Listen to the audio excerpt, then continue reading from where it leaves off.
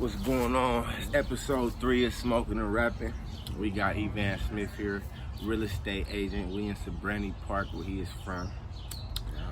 I brought him on because I wanted him to pretty much give an insight about being a real estate agent in Oakland, California, buying and selling houses in Oakland, California, and pretty much giving y'all insight on what it would be like, how much you would have to do to actually buy you a house. But the first thing I wanted to ask you was, what made you even decide the real estate route versus anything else that you put in? Well, I got interested in real estate a long time ago. I was going to Madison, right here in Sabrani, and I got a flyer. The flyer said $525,000 on it, right? So looking at it, like, that was about 6th grade Madison. So I'm like, damn, that's the biggest number I ever seen really attached to something. You know what I'm saying? So it made it stand out. And it was a flyer of a house that was for sale right here on Capistrano, where I actually sold my first property too. So that got my interest in. Just the actual, like, how much you can make for selling the house. It wasn't even necessarily how much you can make, because at the time I didn't know how much an agent made or anything. I just seen that, like, that's the highest number I ever seen really on something. Yeah. So that's what got my interest into it initially. That's what got me interested in the market of real estate. So that's how I started kind of looking at the market then. Okay. So how many years overall would you say that would you consider yourself like being a certified real estate agent, licensed and everything? Yeah, definitely. A license to even call yourself a realtor in the state of California, you have to be licensed. So you've been like licensed for what, 3, 5 years, 2 years? I've been licensed for 6 years now. 6 years selling houses? Yep, selling houses. 6 years now. Yep. How many houses have you sold? Whoa. In that 6-year span? In 6-year span, the first year you really don't see nothing in there. So after that, so year 2, I might have sold maybe 5. I came in, this is a game selling 1. I had a deal before I even came into before I even got my license. So as soon as I got my license, I got my first deal. So overall, probably about now, it's going on maybe about 55 million in sales. That's dope. Yeah. And all your houses have been sold in Oakland, California? No, not all of them.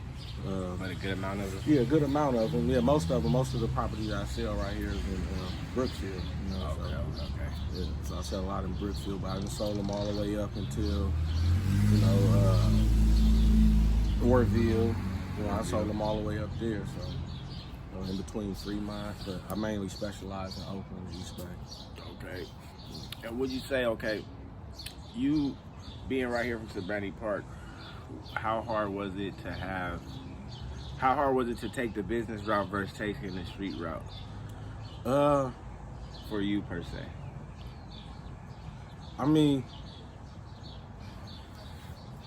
I wouldn't say that was hard necessarily not to go the street route, because I had a lot of examples of what it led to.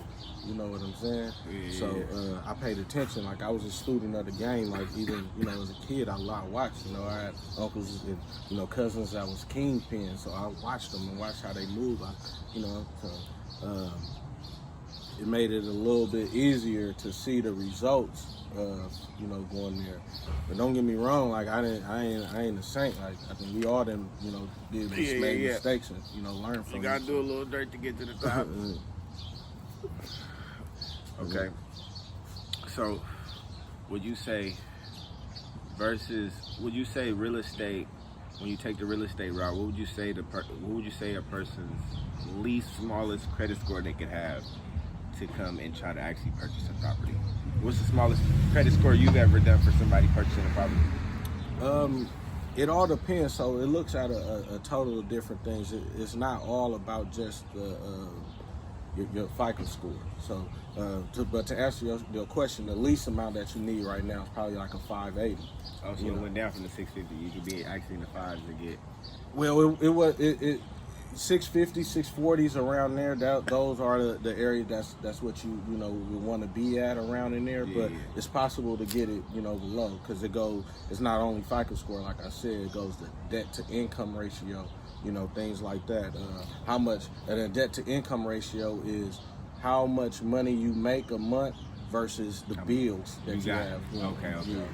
Like how much you actually spend a month, how much you actually save per month. So if you make $2,000 and your mortgage is, your rent is $1,800 a month, you got a high debt to income ratio. For sure. Which most people are probably in that situation anyway, living in the Bay Area, living paycheck to paycheck if you don't make a ton of money.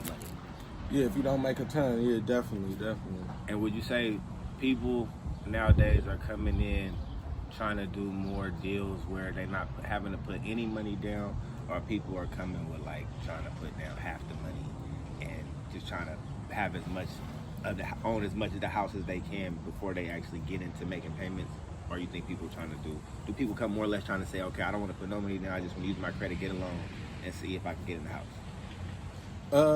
Yeah, so the first thing that I usually had the clients do when they even come to me before they even before we even start looking at houses, we look at the, like I said, the debt to income ratio. I send everything over to my mortgage department.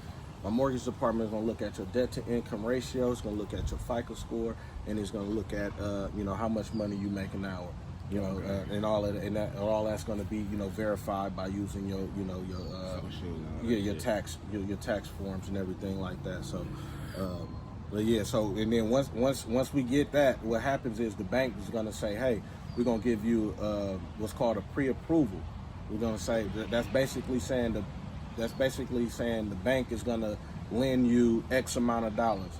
For example, you can say Ivan is pre-approved for $500,000. So that means that I can go and actually start looking for houses that's within $500,000. Okay. But to answer your question, the amount that you usually have to put down is between 3 and 5% of whatever the house costs. Okay. So if it's $100,000 house, you put down between $3,500 and $5,000. Okay. And that's not that bad though. But in the Bay Area, we seeing around this time, how much are these houses really going for in the Bay Area right now? A fixer-upper around here now, I have one over at, on Douglas, 424 Douglas. That one's actually a fixer-upper. It's a small fixer-upper, and it starts at, the asking is $330 on that one. $330. Yeah. And that's what you selling it for? You had to put down the percentage of that for you to get it, for you to turn around and sell it? Well, I do two things. So I'm a property flipper, so I do that on my own. Mm-hmm. So I also represent. I'm a realtor, so I represent sellers. When they're looking to sell a property, and I represent buyers when they're looking to purchase a property. So a person can hit you for either, or they can hit you and say that I'm trying to buy a house, or they can hit you and say I'm trying to sell my house. Can you sell it for me? Right. So this particular house that I'm talking about, it's an owner. He came to me and said, hey, you sell a lot of properties in the neighborhood. I want to come to you. I need you to sell mine. So when I evaluated the property, I came up with the listing price at about $330. That's dope. Okay, so what would you say? So how many houses overall do you actually have on the market right now for people, or how many projects do you have going? Are you a person that does one project at a time? Do you have multiple projects going where you flipping one house and you got a couple houses on the market? So right now, what I did is I kind of taken a step back away from the flipping as much. For example, flipping, for those people who don't know, is you purchase a property at for example, $100,000. I might put $20,000 into it and sell it for $150,000. So that's a flip. So kind of took a step away from that and going towards buying whole properties and also managing properties too. Okay, being a property manager. Yeah, that's good. That's damn near like monthly income to a certain extent, because they paying you just to make sure the property stays upkeep. And right. Make sure you go collect the rent and all that type of stuff. Make sure the line is taken care of, all of that type of stuff. And how would you say the coronavirus affected the housing? Is going to affect the housing market, or has affected the housing market thus far? Oh, it's already affected the housing market already. Last year, end of last year, I don't like to go into flipping, going into the I don't like flipping in years where there's going to be a new presidential candidate. It's just kind of been my thing. I feel like that creates it creates doubt in people purchasing. So whenever that happens, and you're trying to flip, it makes the price of the houses going down.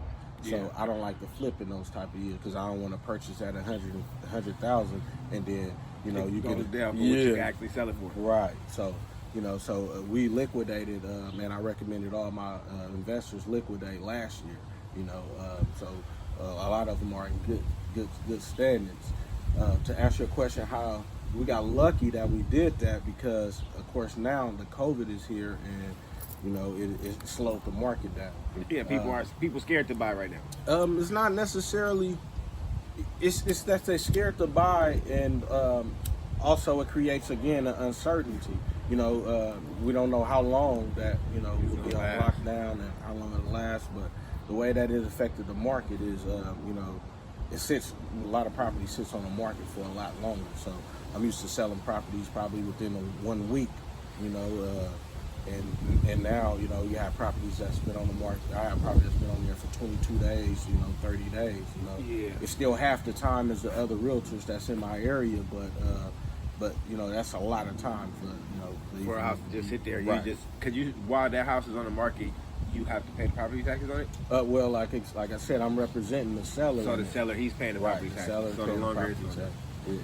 And then sometimes if they have a mortgage on there, they'll still be having to pay the mortgage and things like that. And they trying to get out of that. That's the whole reason why they trying to sell the house. Right. So would you say overall real estate is one of the better investments to be in right now, or would you say people that are doing more mom and pop started up businesses are the people that are doing apps in Silicon Valley that are going the app route right now is a more better investment? Safer, better, you feel me?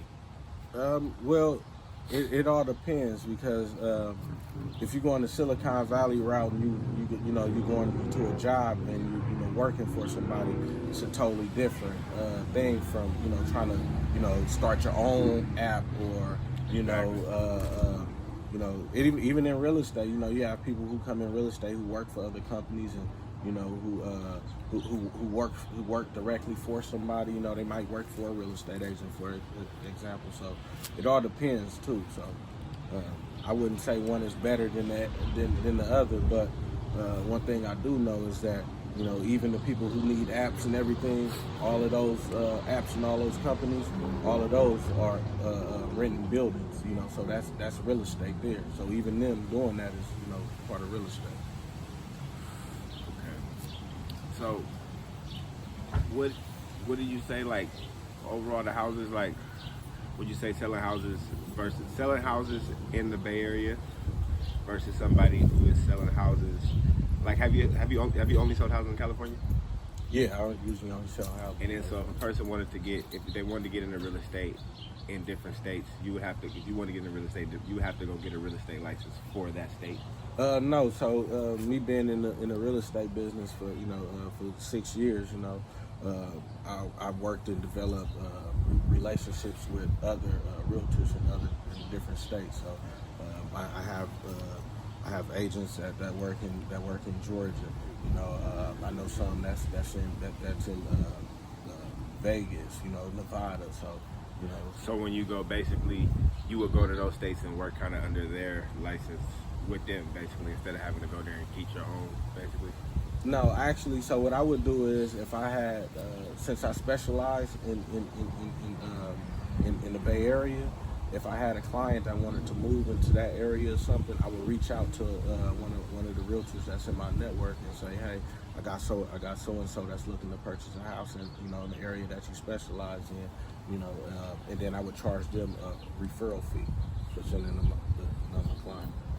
Okay. It's a middleman all the way around. All the way around. So for anybody that's out there looking for a house right now that's for sale, like, could you list off some properties that you actually have for sale in the Bay Area that are on the market that you're working on flipping or that you got on market for sale that somebody could come look at or might be interested in looking at anything like that? Yeah, the main one that I want to push to to people to purchase right now would be that the one I have right here on Douglas, the 424 Douglas property in Oakland. And the reason why I want to push that one is because that's a property to where if you're just getting into the real estate game, like I said, to get into the game out here, you need at least 350. You know what I'm saying? 350,000. 350,000 to even, you know, as far as like a loan. You wouldn't necessarily have to have cash. You know, you only have to have the percentage of that. You know what I'm saying? But you need to be able to say you can walk in a bank or a credit union or anything like that and be able to get that amount from them. You need that pre-approval from them. Okay. Right. So, and like I said, the reason why I pushed that one is because whether you're a first-time home buyer, you know, this is the cheapest house right now that you can purchase in Oakland. You know, and I also have the cheapest duplex that's going to be coming up on Hamilton pretty soon too. So you can't find a cheaper price with a property in the condition, area. You know, and especially in the area. You know, Exactly. So if you're a first-time home buyer, or even if you're an investor, you looking to buy and hold. You know, you looking to, you know. You're looking to buy it and you know, rent it out. Yeah, exactly. You know? Or just let it increase the value and Right. see what it's gonna do in a couple of years for whichever you're trying to do. Right. Okay. So people that actually want to buy a house eventually from you, or may just want to be interested in looking at a property from you, how would they contact you? Oh, they can reach me at evansmithrealestate.com. Evan Smith, EVAN SmithRealestate.com. My direct number is 510-759-4249. So yeah, any questions about real estate, or you know, you're looking to purchase your first-time home buyer, you know, or you're a seasoned investor. But I work with both. So You on Instagram? yeah, Instagram at Evan Smith Real Estate as well, on both Instagram and Facebook. All right, y'all. That was episode 3 of Smoking and Rapping. Make sure y'all tap with Evan Smith. Make sure y'all like and subscribe. We're gonna see y'all on the next one.